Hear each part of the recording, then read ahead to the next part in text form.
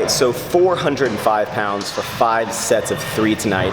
And what I want to talk about today, after my sets, and that is going to be depth. Because I've gotten this damn depth, like, discussion on my videos for a long time. Sometimes actually my depth, like the way that I lift, actually angers people. It's crazy that people choose to watch things they hate. My friend one time was like, Max, you should check out The Big Bang Theory. It's a great show. I watched the show. I hated it. Guess what? I don't have to watch the rest of the episodes, right? I can choose not to watch it. Some people get pissed off at me like yelling or throwing the weight down on deadlift, or for some reason my squat depth, even though I've competed multiple times in USAPL and never gotten a red light, for some reason it pisses people off. So we're gonna talk about the depth. We're gonna just address that whole thing-a-lang. So pay attention to my depth in these sets, and you tell me, am I frauding? Am I going too high? Is that why my legs aren't growing? Oh my God.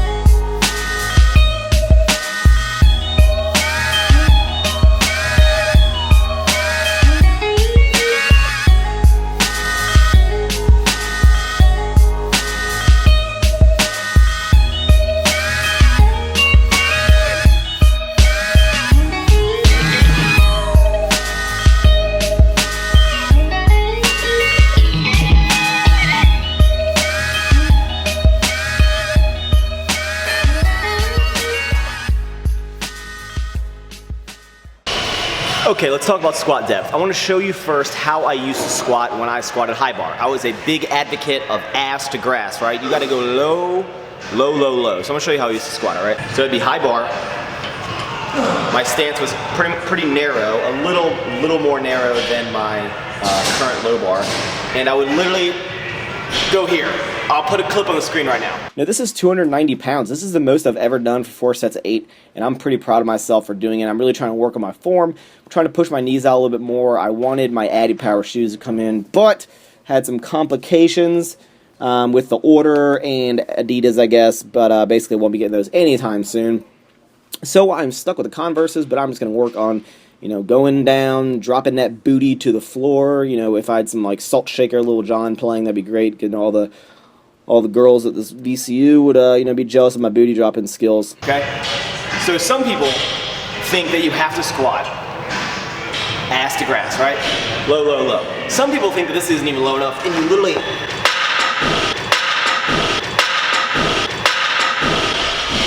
have to do this, right? This might not even be low enough for some people. But oh, that was excessive, right? But my view has changed a little bit on the squat. Mainly when I started competing and switching to low bar, and that is that you really only need to go to parallel. And what that means is that your hip joint is basically lower than your knee or right at your knee. You're hitting parallel, and what they mean by that is that your leg, the top of your leg, quad, is parallel to the floor, so it's flat. And some people still think you need to squat past that, so let me show you how I squat now. So with low bar, my stance is a little wider, right? I tried squatting like super wide way back in the day, and I'm not a fan of it. Some people low bar squat with super narrow. I just do it pretty much right here. And I go down and I stop here, okay? This is where I stop. I don't go down to here. I stop right here. This is called parallel, okay? Right here. Look at the movement. Love it, respect it. Okay, so now I'm gonna show you a side angle of parallel squats, right? Right here. This is pretty much where I squat most of the time, right?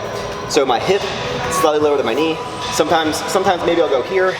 Again, All we're looking for is that your quad is parallel to the floor or your hip is slightly lower. Now, is every single one of my reps perfect? No. Will there be some reps where maybe I go slightly above depth?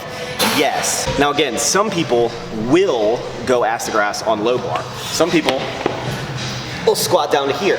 That is not how I squat anymore. I used to go ass to grass, and the reason that I would do that is because I would try to bounce out of the hole. And now that I've switched to low bar, I started losing a lot of tightness out of the hole. That sounds awesome, doesn't it?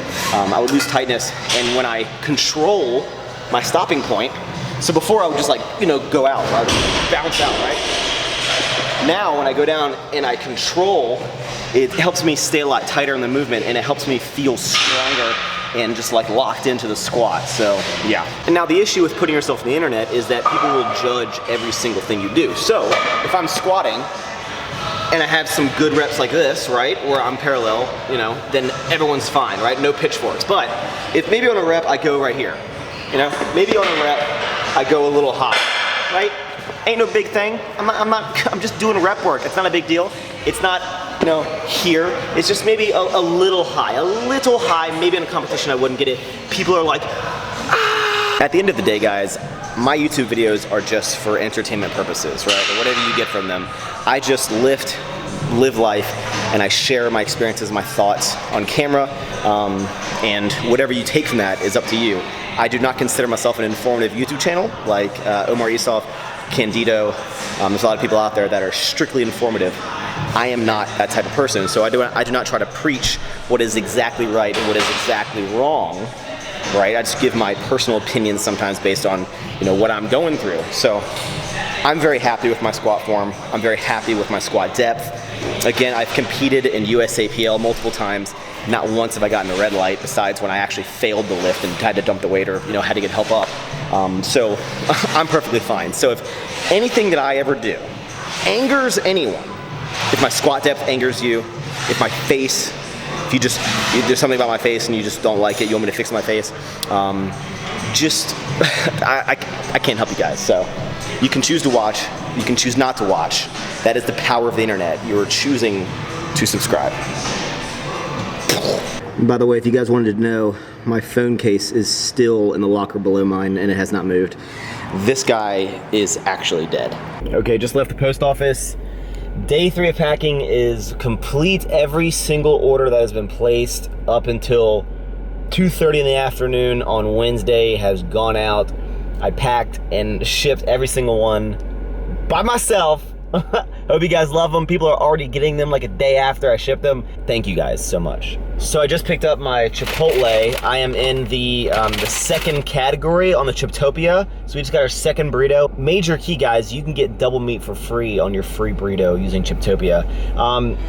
So if some of y'all are like old like me, you remember The Drought 3 by Lil Wayne. Great mixtape, right? And usually when Wayne remixes songs, I usually just disregard the original. I'm like, you know what, the original sucks now. Wayne did it better, right? But there's one song that he did that I like both. I like Sky's the Limit, and I also like Mr. Jones by Mike Jones. Yeah! Okay, so now that the initial gigantic launch bulk has gone out, before I go through and restock of like sizes that, you know, because I don't put everything on the site initially, I need to clean this up. I need to organize because a lot of the boxes are significantly lower or like empty. So we're gonna clean up, and this might take me a while, but luckily, with the power of YouTube, right, I can just put this right here. Oh my God, I almost dropped a camera. So we'll just put this like this, put it like this, and then, yeah. A little better, right? All right, so I'm back from the gym tonight. I didn't film it. It was bench press. It went fantastic. A huge portion of my day, a huge portion of what I enjoy doing is interacting with you guys. What I try to do is not just push out content on all of my social media platforms. I try to be very interactive, so it consumes up a lot of my day, which I enjoy. So whether that be Twitter or Instagram or Snapchat, I love Snapchat. All my social medias are just maxxchewning. You know, And I really try to be interactive with you guys, whether it be like favoriting a tweet, replying to a tweet, you know, replying to your Snapchat, opening your Snapchat, whatever I can do to, you know, have some back and forth with you guys, I try to do. I don't get to every single person, and I do apologize because it almost, like, I feel bad sometimes if like people take the time to send me something and I don't reply, but sometimes I just can't. One thing that I really need to get better at is responding to emails. I get overwhelmed with emails because I get a lot throughout the day, whether it be from you guys or just from, you know, companies or whatever. I get a lot, so if I haven't responded to your email, shoot me another one. Some of the emails I get are very, very repetitive. It'll be, you know, just stuff that is easily Googleable, if that's a word, right? Like, hey Max, or it's like an impossible question, like, hey Max, what is the exact amount of calories I need to gain muscle? End of email. Or, hey Max, can you tell me the exact program I need to get strong? And I try my best to respond, but I've been slacking recently. So if you send me one, send me another one and I'll try to get back to you. But one of the emails that I get on a regular basis is, do I provide any coaching? Am I doing strength programs or whatever? Max, I want to get stronger. Max, help me diet. You know, can you help me? Could I help people get stronger? Absolutely. Could I help people lose weight? Absolutely. Could I help people gain weight?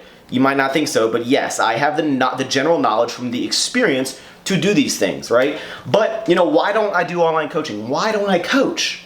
It is such a lucrative service. There are coaches out there that are making tens of thousands of dollars a month. I'm not even kidding you, on online coaching. Whether that be from client packages or whether that be from ebooks or just training programs that they write one time and just sell as a, just like, you just buy this, you know, this program they wrote or whatever. And it's very lucrative. People are making like a ton of money, so why don't I do it, right? I could do it.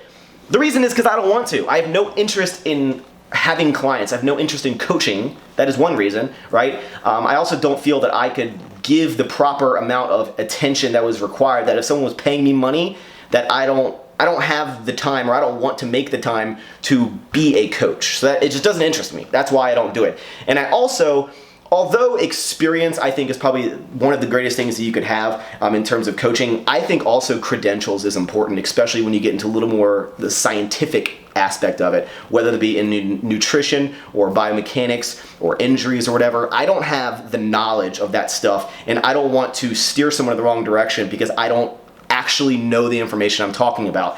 And do I think you have to be certified? No, but do I think that certifications are beneficial? Absolutely. I think knowledge is power. Knowledge, right? So I don't have any certifications. At one point I was certified through Gold's Gym, but that is expired. That was years ago when I did do some personal training in real life. But yeah, if you guys ever want to do coaching, you don't have to be certified, but I think more knowledge is better. The more is better. I think it could do nothing but help you, especially when people have, again, injuries or want to know the actual, a little more in depth in nutrition or a little more in depth into biomechanics. So there's a lot of certifications out there. One of them that is actually sponsoring this video, I'm going to mention in another video as well, and that is the NASM. They are a very accredited service online. They have a personal training service that you can learn from and you know, get certified through the NASM. And they also are having a 14-day free trial. There will be a link in the description. Go check them out if you are interested in being an online coach, because maybe you have that passion and that desire to help people on a coaching level. It is just not for me. So will I ever do coaching? No. I can honestly say that I'll never do coaching, but I will keep making pretty cool videos, hopefully.